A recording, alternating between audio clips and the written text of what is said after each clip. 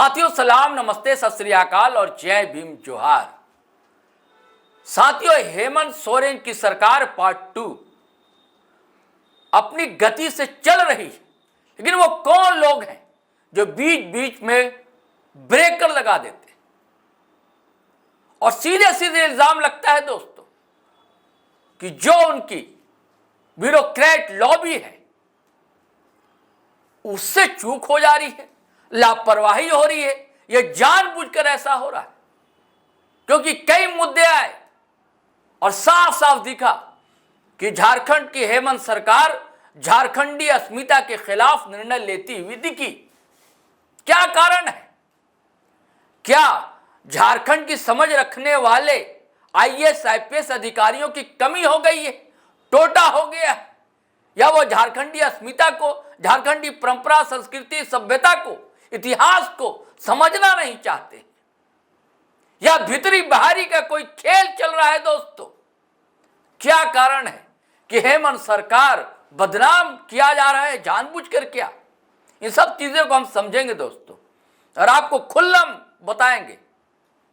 मैंने कहा था ना पिछले वीडियो में, हम लोग थोड़ी बहुत कोशिश करते हैं और जो असहमति है उसे भी स्वीकार करते हैं। सहमति के विवेक और सहमति के साहस का नाम ही है जीटी रोड लाइव। तो चलिए समझते हैं दोस्तों। हमारे साथ है पॉलिटिकल एडिटर हमारे शैलेंद्र सिन्हा जी। शैलेंद्र जी, क्यों, क्या आपको ऐसा लगता है कि जानबूझकर बदनाम किया जा रहा है हेमंत सोरेन सरकार को? क्योंकि कई ऐसे मामले आए जी।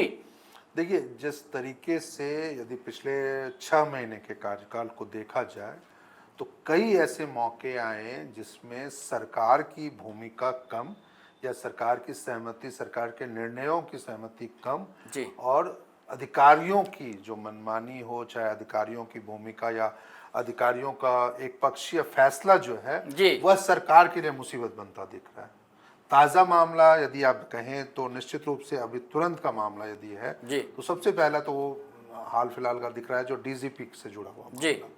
डीजीपी झारखंड पुलिस के प्रधान होते हैं, हम सभी जानते हैं, सर्वे सर्वा हैं झारखंड पुलिस के तमाम अधिकारियों के, कर्मियों के।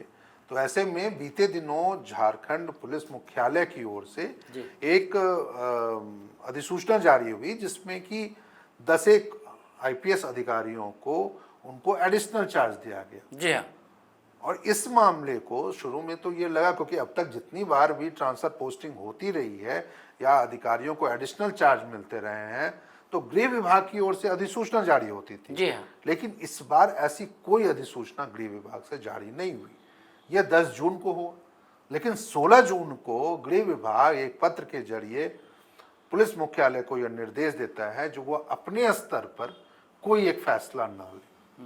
यानी उन्होंने न सिर्फ पुलिस मुख्यालय के उस आदेश को रद्द कर दिया बल्कि साथ ही साथ यह रिपोर्ट भी मांगी जो किन परिस्थितियों में अधिकारियों को एडिशनल चार्ज देने के, अतिरिक्त प्रभार देने के फैसले को लिया गया।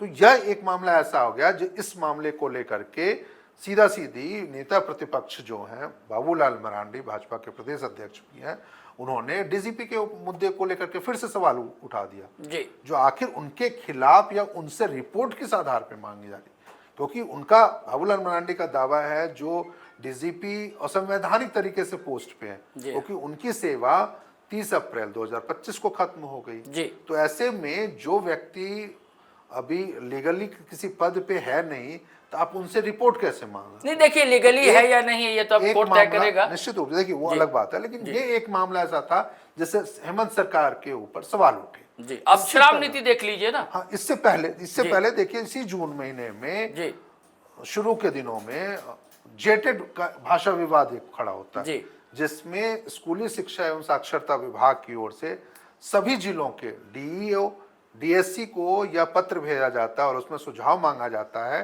जो जेटेट नियमावली 2025 को लेकर के जो उनकी स्थानीय भाषा क्या है और जनजातीय भाषाओं की सूची उनको भेजी जाती है। और यह कहा जाता है जो इसको इस संबंध में यदि उनका कोई एक सलाह कह सकते हैं या फिर उनमें कोई सुझाव है तो वह उससे विभाग को अवगत कराया जाए। और उस सूची को लेकर के देखिए सबसे पहले बवाल खूंटी से शुरू हो जाता है। खूंटी में ये आता है जो वहाँ की जो लोकल भाषा है, स्थानीय भाषा, मुंडारी। जनजातीय भाषा जी। मुंडारी है, जी। उसकी चर्चा उसमें नहीं थी। उसमें कुड़ुक और खड़िया की जी, चर्चा थी। जी। इसको लेकर के काफी बवाल। फिर बाद में पता चलता है इसको लेकर, देखिए उस समय जो खूंटी के विधायक हैं वो मुख्यमंत्री से मिलते हैं, तोरपा के विधायक सुदीप गुड़िया मिलते हैं, दूसरे लोगों ने भी इस पे हंगामा खड़ा किया, सवाल खड़ा किया, तो ये मामला बन गया। इसके अलावा देखिए जो झारखंड के वित्त मंत्री हैं राधाकृष्ण किशोर, उन्होंने भी गढ़वा पलामू को लेकर के ये सवाल खड़ा किया, जो वहां पे जनजातीय भाषा की सूची में नागपुरी को रख दिया गया, जबकि वहां बोलने वालों की संख्या एक दो भी नहीं है। इसलिए उन्होंने ये कहा जो वहां पर भोजपुरी को रखा जाए। इसके अलावा गोड्डा से ये मामला उठा, यानी दूसरे जिलों से भी ये मामला आया, जो भाषा की सूची का निर्धारण जो हुआ, भाषा का निर्धारण हुआ, वो गलत तरीके से हुआ। तो ये एक मामला आया। उसके बाद फिर जेटेट की ओर से एक, मान लीजिए विभाग की ओर से, स्कूली साक्षरता विभाग की ओर से ये एक चिट्ठी भी जारी, या फिर एक मांगा गया जो 5 अलग अलग विभाग है, जिसमें जैक है, झारखंड अधिविद्य परिषद है, या फिर JSERT है, जो ट्राइबल रिसर्च इंस्टीट्यूट है, doctor Ramdayal Munda tribal research institute है। तो ऐसे 5 अलग विभागों से भी वो अब इस मुद्दे पे मांग रहे हैं। यानी इसमें भी सरकार की ओर से कोई एक नियमावली कैसी बनाई गई, नहीं बनाई गई, सरकार की उसमें क्या भूमिका थी। जबकि आप देखिए सरकार की नियत तो ठीक थी कि भाई जेटेट परीक्षा इतने दिनों के बाद होने जा रही थी। हाँ बिल्कुल, देखिए 25 सालों में सिर्फ अब तक 2 ही बार परीक्षा हुई है। पिछली बार 2016 में हुआ था, तो 9 सालों के बाद इस बार जेटेट का परीक्षा होना था।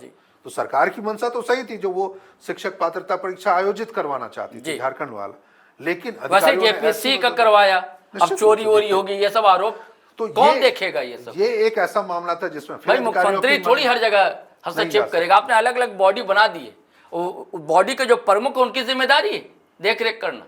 या फिर इस मामले में भी वही देखिए, अधिकारियों की ऐसी मनमानी सामने आती है जिसमें स्थानीय न तो विधायक सांसदों की मतलब कि उनके सुझाव लिए जाते हैं, ना स्थानीय अधिकारियों के। यानी आप हर जिले से DSC DO को यदि उनसे सुझाव ले लिए तो शायद लगता है ये गड़बड़ी ना आती। इससे पहले जैसा आपने कहा शराब वाला मामला आया था, जो पिछले महीने कैसे विनय चौबे जो 2022 में उत्पाद सचिव रहे थे, वो अरेस्ट हो जाते हैं।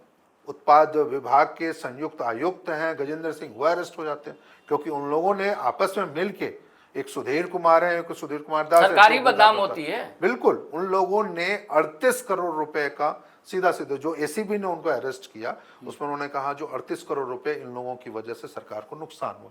जो 2022 में नई शराब नीति बनाई जाती थी, जिसमें छत्तीसगढ़ के मतलब कि जो वहाँ का जो शराब वाला नीति था, उससे मतलब उससे उसका उदाहरण रखते हुए, तो एक शराब घोटाला का मामला था जिसमें सरकार नहीं, और वो देखिए JSSC JPSC पेपर लीक मामला भी मामले में निश्चित रूप से देखिए अधिकारियों की लापरवाही का खामियाजा सरकार, छात्र भी भुगत रहे हैं। तो ऐसे कई ऐसे मामले, तो अभी देखिए एक उससे बहुत लेटेस्ट, मतलब आप समझिए जो हम लोग कई वीडियो में चर्चा भी कर चुके हैं, आपने भी ये बात उठाई है, डुमरी वाला वीडियो, डुमरी का ऐसा मामला जिसमें अधिकारी मुख्यमंत्री हर एक संबोधन में सार्वजनिक मंच से उन्होंने कई बार अधिकारियों को यह निर्देश दिया जो आपके पास आने वाले लोगों के साथ साथ अपने जूनियर अधिकारियों के साथ, पदाधिकारियों के साथ भी आप बेहतर बर्ताव।